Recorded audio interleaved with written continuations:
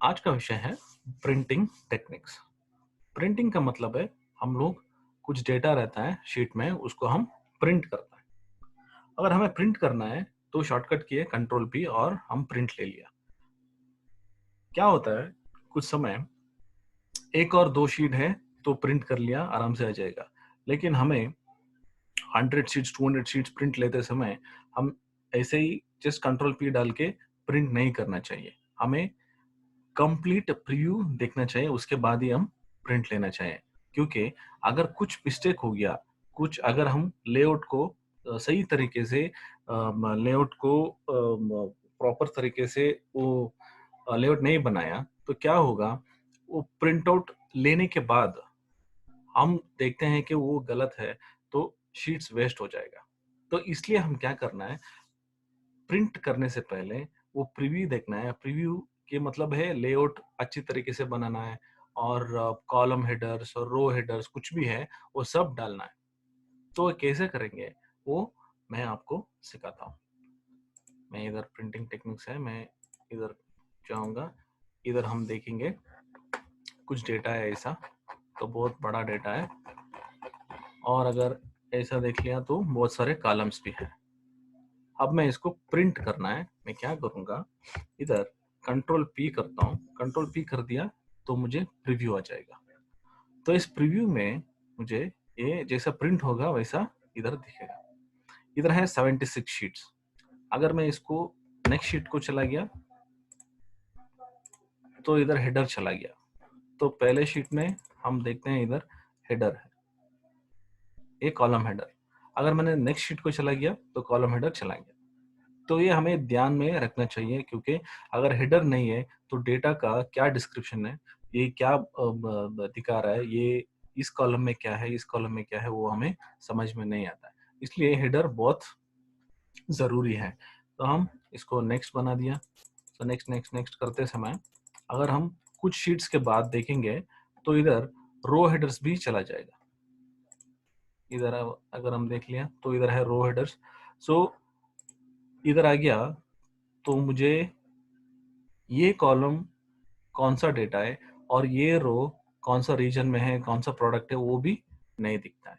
तो सिर्फ numbers print करने से हमें नहीं समझ में आता है कि ये डेटा क्या बोल रहा है। इसको हम समझ में से बहुत से डिफिकल्ट हो जाएगा।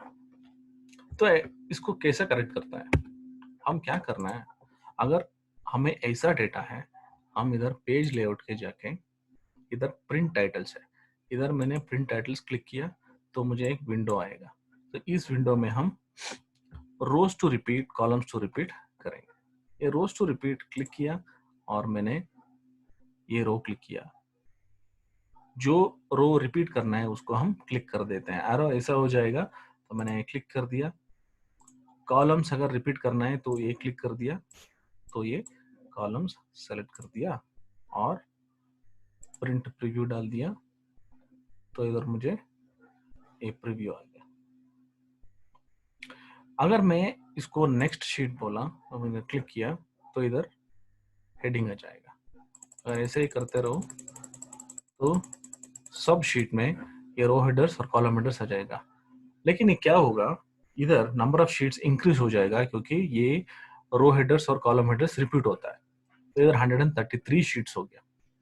इसको हम कैसे लेस करेंगे, कम करेंगे, तो हम क्या कर सकते हैं, इधर ये डेटा तो वाइड है, इसलिए हम क्या करेंगे, पोर्ट्रेट से लैंडस्केप बना देंगे। यह भी हो गया लैंडस्केप। लैंडस्केप तो वाइड रहता है, तो इधर 87 शीट्स आ गया। सो 133 शीट से 87 शीट्स आ गया। हम फिर भी इधर बहुत सारे स्पेस है, इसको हम यूटिलाइज कर सकते हैं। अगर यूटिलाइज कर दिया तो इधर और शीट्स कम हो जाएगा। तो कैसे करेंगे, ये इधर मार्जिन से, ये अगर मैंने इसको क्लिक कर दिया तो मुझे ये मार्जिन्स आ जाएगा। ये मार्जिन्स भी हम एडजस्ट कर सकता है। इधर ऐसा, इधर मैंने ऐसा कर दिया, ठीक है। तो 87 ही दिखा रहा है। तो हम क्या करेंगे, इसको हम फॉन्ट को थोड़ा छोटा कर देंगे। पेज सेटअप, इधर है 100%, हम इधर 80% तक जा सकते हैं। मैंने इसको 80% बना दिया। पेज सेटअप में पेज लेआउट ये है, पेज टैब, इसको हम एडजस्ट टू 80% कर दिया, तो ओके कर दिया, तो मुझे 46 शीट्स आ गया। तब हमें देख लिया तो ये 46 आ गया। ये इधर कुछ और स्पेस है, हम इसको भी यूटिलाइज कर सकते हैं, तो ये 44 शीट्स हो गया। तो हमें ये नंबर ऑफ शीट्स एडजस्ट हो गया और प्रिंट भी आ रहा है, वो हेडिंग भी आ रहा है। लेकिन हम अगर प्रिंट ले लिया तो क्या होगा, इधर हमें पेज नंबर चाहिए।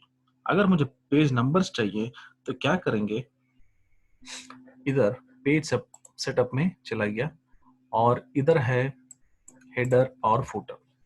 मैंने हेडर और फुटर क्लिक किया, इधर है हेडर और इधर है फुटर। मैंने फुटर को क्लिक किया, फुटर का मतलब है नीचे, हेडर का मतलब है ऊपर।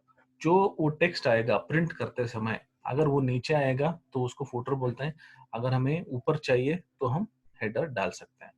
मैं इधर फुटर क्लिक किया, एक और विंडो हो गया। इधर है 3 बॉक्सेस, ये 3 बॉक्स है, 3 सेक्शन में डिवाइड हो जाएगा, लेफ्ट, सेंटर और राइट। मैं इधर राइट सेक्शन में ये पेज नंबर है, ये क्लिक कर दिया और ऑफ पेजेस डाल दिया। तो ये क्या होगा, पेज तो पेज नंबर है, पेजेस है टोटल नंबर ऑफ पेजेस उस वर्कबुक में। मैंने ओके कर दिया, मैंने ओके। अब ये 1 ऑफ 44, तो इस शीट में 44 शीट्स, टोटल 44 शीट्स प्रिंट होगा। तो ये है 20 ऑफ, यानी कि ये 20th शीट है। अगर मैंने नेक्स्ट नेक्स्ट नेक्स्ट करते समय ये हमें ये नंबर ऑफ शीट्स और पेज नंबर भी आ जाएगा। अगर मुझे कुछ ऊपर प्रिंट होना है, यानी कि ये फाइल नेम या कुछ भी कंपनी नेम या कुछ भी, मैंने पेज सेटअप क्लिक किया, इधर header footer, custom header click किया, तो इधर है मुझे फाइल नेम। अगर मुझे फाइल नेम इधर आना चाहिए तो क्लिक कर दिया ओके, तो ये फाइल नेम आ गया। तो ऐसा भी हम कर सकते हैं। तो ये हेडर फुटर है, ये प्रिंटिंग ऐसा कर दिया तो हम शीट्स भी बचा सकता है और फुल इंफॉर्मेटिव भी हो जाता है। इसके बिना कुछ और भी ऑप्शंस है, वो क्या है, अगर मैं इधर व्यू को चला गया और इधर मुझे पेज ब्रेक प्रीव्यू क्लिक कर दिया, मुझे दिखेगा ये पेज कैसा प्रिंट होगा। ये पेज नंबर 1 है, पेज नंबर 2 है, पेज 3, पेज 4, पेज 5 ऐसा हो जाएगा।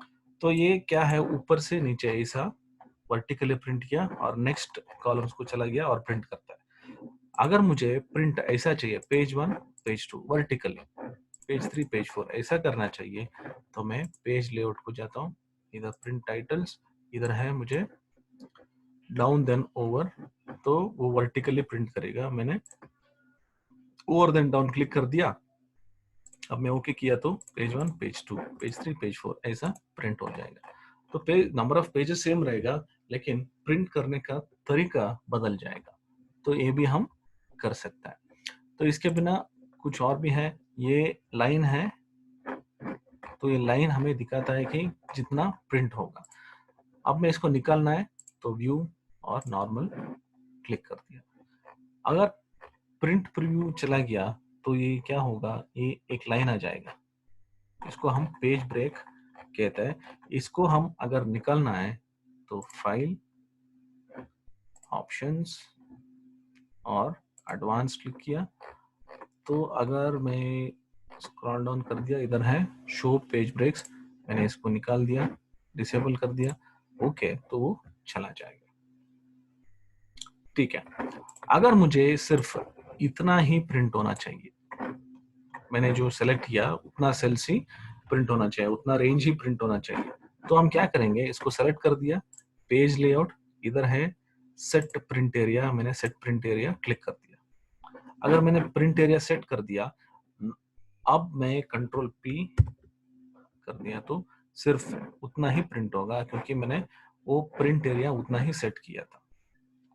तो ऐसा हम प्रिंटिंग करते समय बहुत ध्यान देना पड़ता है, क्योंकि अगर कुछ भी ये शीट्स प्रिंट होगा, अगर मैंने वो लेआउट सेट नहीं किया, तो प्रिंट होने के बाद अगर हमें पता चलता है कि हम लेआउट सही तरीके से फॉर्मेट नहीं किया है तो पेजेस वेस्ट हो जाएगा और फिर से वो प्रिंट लेना पड़ेगा और बहुत सारे पेजेस अननेसेसरी प्रिंट आउट लेना पड़ता है। ठीक है, सो ये है प्रिंटिंग टेक्निक्स।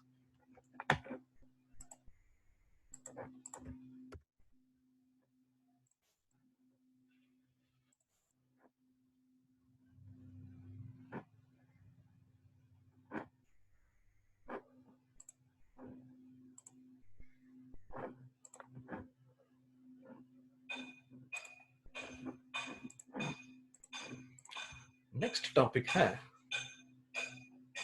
कमेंट्स या नोट्स। ये कमेंट्स और नोट्स, इसको हम क्यों यूज करते हैं? ये क्या होता है, मुझे कुछ टेक्स्ट रहता है, यानी कि ये advanced Excel training in Hindi, इसका हम कुछ डिस्क्रिप्शन डालना है।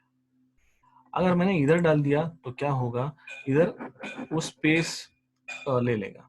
मुझे ऐसा चाहिए कि अगर मैंने वो कर्सर इधर डाल दिया तो वो इंफॉर्मेशन आना चाहिए। तो अगर मुझे ऐसा कुछ करना है, वो उसका हिडन नोट्स बनाना है, तो हम क्या करता है, इधर सेल को सेलेक्ट किया, राइट क्लिक किया, तो इधर है नोट। अगर मैंने इसको क्लिक कर दिया न्यू नोट को, मुझे एक बॉक्स आएगा ऐसा। इधर मैं कुछ भी लिख सकता हूँ, यानी कि this training is completely on advanced।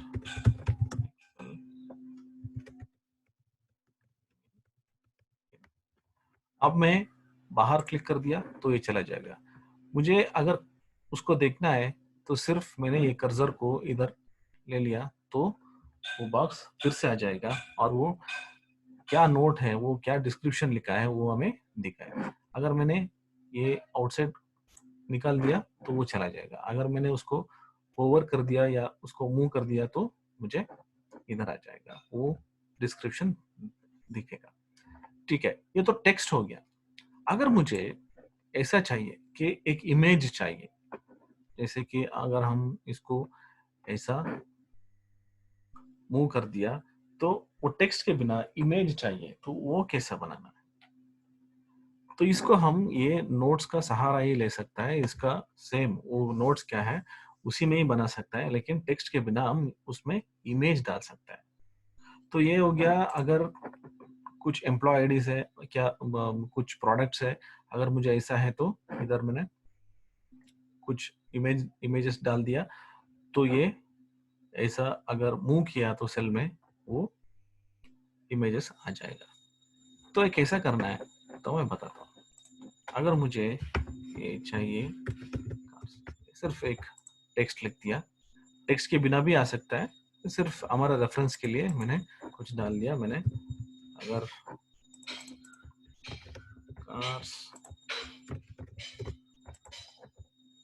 और इसको हम फॉन्ट साइज इंक्रीज कर देता और इसको राइट क्लिक किया, न्यू नोट कर दिया, यह है नया नोट इस सेल के लिए। टेक्स्ट कुछ भी टेक्स्ट है उसको निकाल दो और हम इसको सेलेक्ट करके राइट क्लिक कर देंगे और ये फॉर्मेट कमेंट डाल दिया। अगर मैंने फॉर्मेट कमेंट डाल दिया तो मुझे एक विंडो आएगा, इधर बहुत सारे टैब्स रहता है। इधर मैं कलर्स एंड लाइंस को चला जाऊंगा, मैं आउटलाइन निकाल दूंगा क्योंकि आउटलाइन नहीं चाहिए मुझे। अगर आउटलाइन है तो इधर आउटलाइन आ जाएगा, तो इमेज उसके अंदर ही आ जाएगा, हमें वो अच्छी तरीके से नहीं दिखेगा। इस कलर में हम क्या करता है, इधर फिल इफेक्ट्स है। ये फिल इफेक्ट्स में बहुत सारे ऑप्शंस रहता है। मैंने पिक्चर सेलेक्ट कर दिया और मैं क्या करूंगा, वो पिक्चर है इधर भी हमने वो पिक्चर सेव कर दिया, मैं उसको इधर सेलेक्ट कर देता हूँ।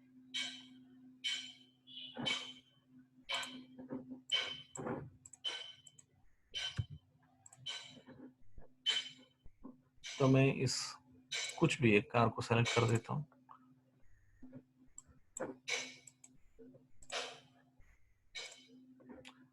तो ये हो गया सेलेक्ट। ये कार सेलेक्ट हो गया, मैंने ओके कर दिया तो इधर हो जाएगा। तो अगर मैं अभी इसको सेलेक्ट कर दिया, इसको अगर हम सेल के ऊपर कर्सर रख दिया तो टेक्स्ट आ जाएगा। अगर मैं इसको अगर रख दिया तो वो इमेज आ जाएगा। तो ऐसा हम नोट्स को यूज कर सकते हैं। अगर हमें एम्प्लॉय आईडीज चाहिए, एम्प्लॉय फोटोज चाहिए एम्प्लॉय आईडीज के ऊपर, सो सभी एम्प्लॉय आईडीज डाल देंगे और उसका इमेजेस डाल देंगे इधर। और एक और एडवांटेज है, ये सब इमेजेस है वो उसको भेजना नहीं पड़ता है, सिर्फ अगर मुझे ये फाइल भेज दिया तो ये इमेजेस ऐसा आ जाएगा। तो ये है नोट्स विथ टेक्स्ट और इमेजेस।